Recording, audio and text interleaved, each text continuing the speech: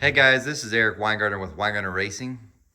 Today's video, I'm talking about the 496 big block Chevy dyno mule. Well, yesterday was on the dyno, and I don't want to seem like this is a clickbait thing, so I'm gonna go ahead and tell you, I'm not gonna give you in-depth results in this video. I'm just not, and the reason why is because I really need to break it down into smaller ones, because to do it the justice that it needs, they need to be in individual videos talking about the differences on what the heads did or what this manifold did versus this manifold.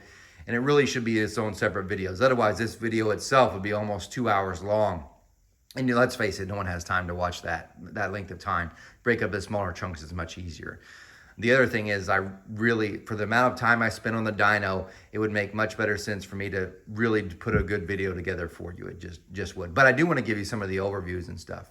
So, and talk about some of that. However, if you're like, I really would just want to know what the results were, can you just tell me? Well, if you go to my website, wengines.com, on the homepage, there's a link to my online store. And on that, you can go to my online store and you can pay to be a channel member, because those guys yesterday, as I was dynoing, I was sending them the actual horsepower and torque number for each one of the combinations. So everything that they did, they've already got the numbers. So if you're just itching to find out what it did, be a channel member, and then what happens, I'll text you the results. You also get the overlay graphs, which they got one yesterday. I'm gonna send the rest of them today. So if you're just can't bother to wait. However, if you're like, no, I'm not wasting my $150 or whatever on that, I'm just not doing it. That's fine. It's gonna be in a video later, much later. I still have to talk about some of the small block Chevy stuff, but you're still gonna get it absolutely just the same way you're getting it now. So don't feel like you don't. But I'm just saying, if you want it quicker, that's how you can get it.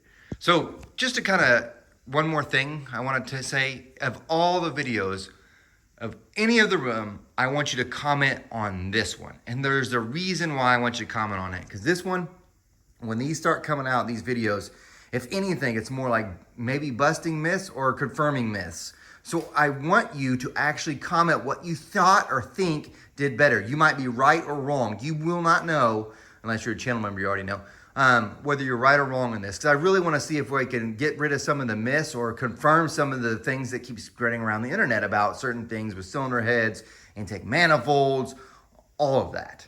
And the reason why I say this is because I myself, I believe so much stuff. Like, so when I was much younger, I used to get a book, and this guy's got his own page now, and I believed everything that was in that book, right?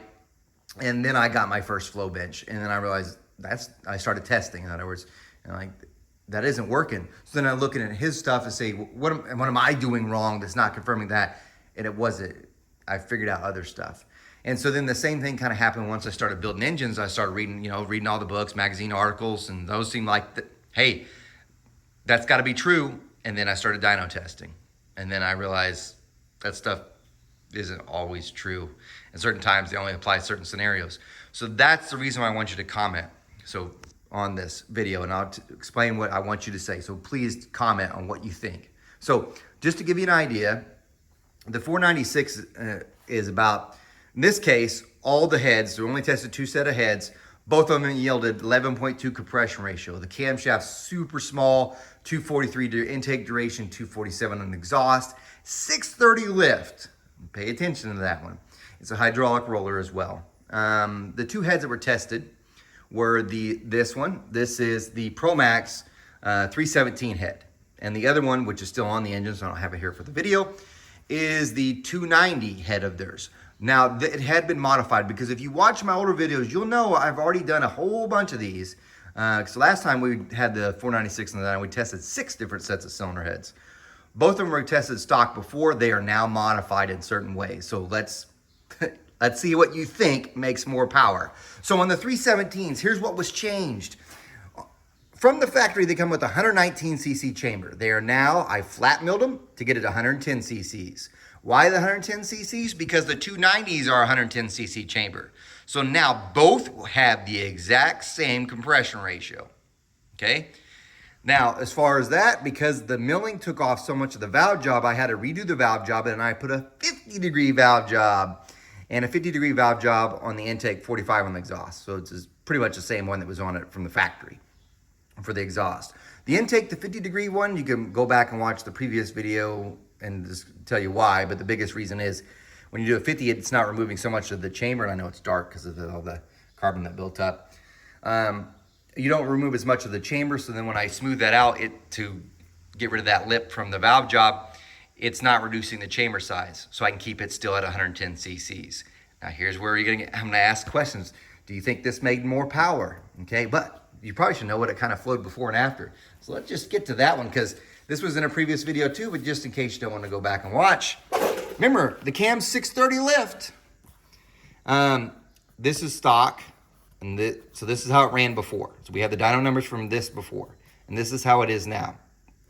So if we look, it actually, so this is the long runner. We'll just compare the long runner because it's just easy and saves time. Gained 2 CFM at 200 lift. And it gained like about 3 there at 300. Look at 4. 268 to 260, it lost 8 CFM. How about 5? It went from a 320 to a 309, lost 11 CFM. And then at 600 lift, we went from a 347 to a 354. It only gained 7. The short runner, also complete lost. Exhaust, loss. Look, I lost 20 CFM at 300 lift on these. So the question is, and you might be right or wrong, does this make more power?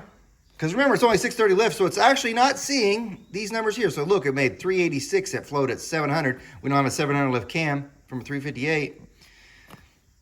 So yeah, it gained a lot of flow in the area we're not in. Make more or less power. Now granted, and you can say, I think it makes more torque, because obviously, this should be a common one. If I milled the chambers down, obviously it should make more torque. I've got more compression ratio. But does it make more power? Make more power? Put that in the comments. What do you think? Okay, what do you think? Does it or doesn't? Next one was the 290s. So the reason for this, that was this head. The other head that was tested was the Pro Max 290s. Now, they have 110 cc chambers, but it was modified. What I do to it, it comes factory with a 225. I cut it out to a 2300. And the reason why is because now both have the same valve size. That's right, both will have the same valve size. And I did some port work to it. Let's look at this real quick. This was the stock ones, ignore that one for now. This is the long runner versus the long runner now. It gained just about everywhere and quite a bit. So, and by the way, this port work, this is a $1,000 port work job. This is not my full port job. So it's pretty much just bowl, valve job, short side, quite a bit of work. So it is a bit of work. It's not like something wham, bam, thank you, done. It takes about, for both heads, it took about 4 days to get it done, 4 days. The exhaust is here too, and as you can, it's that one versus that one. So it gained pretty much everywhere. So it gained everywhere. So now where our question is, so you can put this in the comments. Which one made more torque? This one, the bigger 317 head versus the 290, which by the way, right now it's probably, I'd say 295 and I didn't CC it, at the best 300 cc's, because I really didn't remove a whole lot of material. I was really trying to aim for a certain shape, and that's it. So I wanted to see if that shape made a difference. And also the short side got changed as well, and that's where that shape kind of comes in. So it's still much smaller than this 317. So same valve size, same chamber size. The other one, it flows more. So that's the other thing. Let's just, if you do a little quick deal here, I'm just gonna have them next to each other. We have this flow number from Long Runner versus this one. I'm gonna go ahead and tell you, this one's kicking the living daylights out of the 317. Which one made more torque, and which one do you think made more power? Okay. Also, you can put this in the comments. How much do you think it gained or lost from what it was to begin with? From stock numbers to what it was modified, what do you think it gained or lost? Put that in the comments. Now, why are these here? Because I tested them. This is the brand new AFR dual plane manifold. This was on the 290s because the 290s have about that port shape. I could say, I don't know if, I assume AFR does R&D and has someone that dyno tests and stuff, but I can tell you now, I can tell exactly how much more power this makes versus the Victor Jr., sorry, not the Victor Jr., but the Edelbrock RPM air gap, because that's pretty much its competitor. Which do you think makes more power? Put that in the comments. So I've tested it, I can tell you. That for sure I have an answer to. You can also say, well, how much more power does it make if you put a single plane on versus this one? How much more torque? Is it really that much better torque down low? Put whatever you think. This was the other one. This is a Brodix BM1000. It's their newest design of single plane manifold. It's targeted for a smaller cubic inch engine. 468, 496 stuffs, which is what this was going on. Worked great, I should say. But here's my question. Do you think it's better than the 454R? Because this one was a rectangular port. It's not port match, completely stock. And it was on those heads, the 317s. Do you think it was better than the 454R that was slightly modified that we tested before? Do you think it's better or worse? Go ahead and put it in the comments. I'm going to show you this real quick. I'm going to cut this clip in because you got to see this. Because the one thing that happened, and it has never happened before in my entire time of ever building an engine, was this. So watch this video. Sorry. Problems. This is what it is. Put this Brodix intake on, it leaks. Now try getting the fucking thing off because it got hot. Hell no. You might say, what am I even watching? Let me tell you. So we're switching manifolds. So this head and 317s and the 290s both got 3 different sets. Manifolds got tested on them. 3 manifolds were tested on each set of heads. We didn't just want it to be 1, we wanted it to be 3. Here's what happened. We had taken off the first intake manifold with these 317s. Let me get over here so I can kind of show you better. This is actually pretty much the side. The gasket, when we pulled off the manifold, the first one, right through here, it was kind of gone. We're like, it'll be fine, it'll seal up. It's not that far gone, right? So we go to put water in it, and it's not building any pressure, which means there's an air leak somewhere. And if there's an air leak, that means there's going to be a water leak.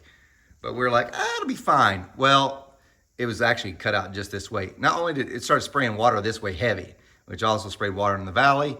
So we had to clean all that up, pull the intake off. But here's where it gets fun. Why did you see that? Because I had put this manifold on with that used gasket. And by the way, we reuse gaskets all the time, so it shouldn't be a big deal. Put that manifold on and couldn't get it off. So I put it on, it was cool. We're trying to dick around, got it all bolted up, and it's got water. We're like, all right, we need to take it off. Could not get it off. This is the first time it's ever happened to me. It fits so tight between this rail here. So when it popped right on, but could not get it off. What happened was we'd bolted it on. The engine was already hot because we'd already tested another manifold, and it transferred that heat to this manifold. Well, aluminum will expand, by the way, when it gets hot. And that's what it did.